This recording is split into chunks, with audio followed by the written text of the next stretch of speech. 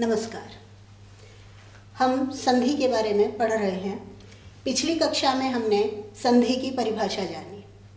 दो समीपवर्ती वर्णों के मेल से होने वाले विकार को संधि कहते हैं। संधि के बारे में पढ़ा, संयोग के बारे में पढ़ा और संधि की परिभाषा करते समय हम वर्ण शब्द पर आए थे। आज हम इस वर्ण के बारे में विस्तार से पढ़ेंगे।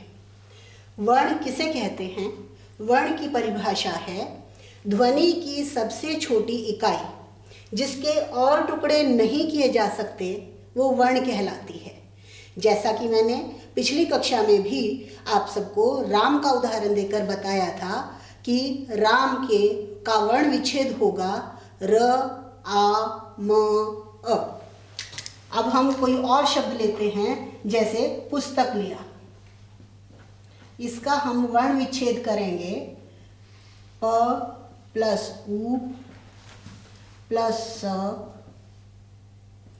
प्लस त प्लस अ प्लस क प्लस अ। इसका क्या अर्थ हुआ कि अब ये सब वर्ण हैं।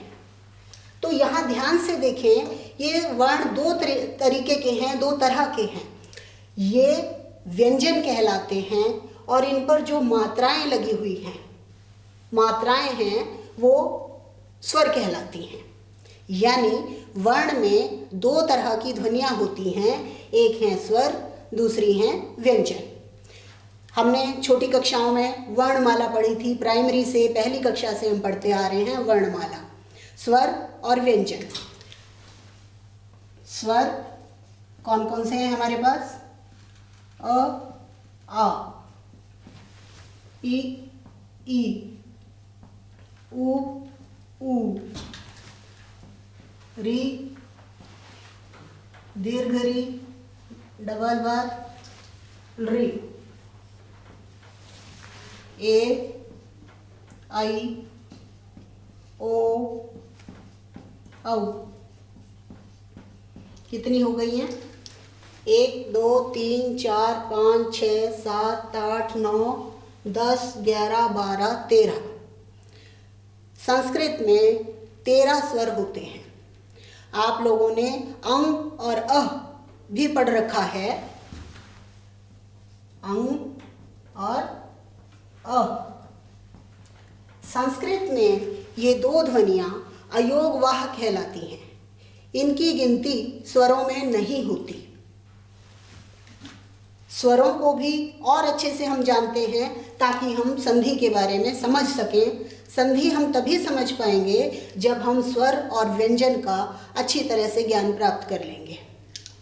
इनमें से अ, ई, उ, री, लृ, ये 5 स्वर ह्रस्व स्वर कहलाते हैं। स्वरों को हम 3 भागों में बांटते हैं: ह्रस्व स्वर, दीर्घ स्वर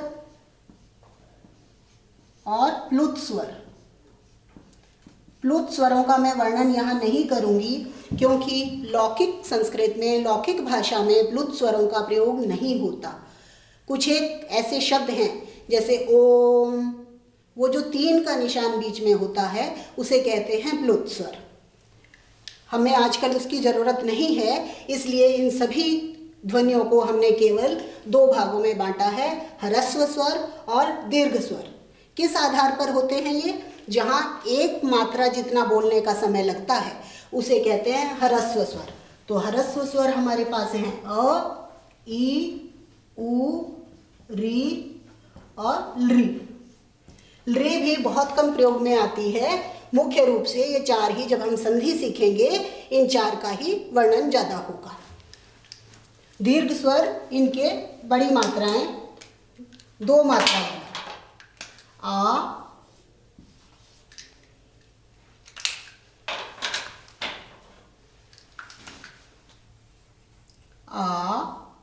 ई, उ, री, ये 4 हैं दीर्घ स्वर।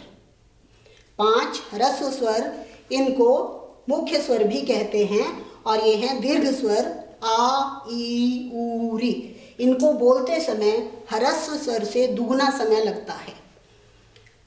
ए, ऐ, ओ, औ ये संयुक्त स्वर भी कहलाते हैं। इनके ह्रस्व स्वर नहीं होते, इनको दीर्घ स्वरों में ही गिना जाएगा क्योंकि इनके ह्रस्व नहीं होंगे, केवल ये दीर्घ स्वर हैं। तो इस तरह दीर्घ स्वरों की संख्या हमारे पास 8 हो जाती है। ए, ऐ, ओ, औ। हिंदी में दीर्घ री और री काउंट नहीं होते। हिंदी में उसके स्थान पर अंग और अह गिन लिए जाते हैं, तब भी कुल मिलाकर स्वरों की संख्या है 13। कुल स्वर हमारे पास हुए 13। अब आते हैं व्यंजन। हिंदी और संस्कृत दोनों में कुल व्यंजनों की संख्या है 33। 33 व्यंजन हैं, जिसमें से 25 व्यंजन स्पर्श व्यंजन कहलाते हैं। स्पर्श व्यंजन वो कौन कौन से हैं? क से लेकर म तक, क से म तक।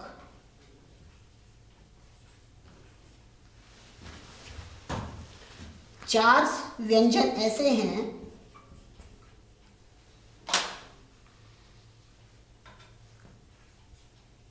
जो अंतस्थ व्यंजन कहलाते हैं। अंतस्थ, अंतस्थ ये हैं य, र, ल, व। 4 व्यंजन हैं ऊष्म व्यंजन, ऊष्म, जिनके बोलने पर मुख से ऊष्मा निकलती है, गर्मी। श, श, स, ह। इस तरह से कुल मिलाकर हमारे पास 33 व्यंजन हुए। 25 व्यंजन क से म तक स्पर्श व्यंजन कहलाते हैं। 4 व्यंजन य, र, ल, व अंतस्थ व्यंजन कहलाते हैं और 4 व्यंजन श, श, स, ह ऊष्म व्यंजन कहलाते हैं। अगली कक्षा में इनको और विस्तार से हम जानेंगे और विस्तार से पढ़ेंगे। धन्यवाद।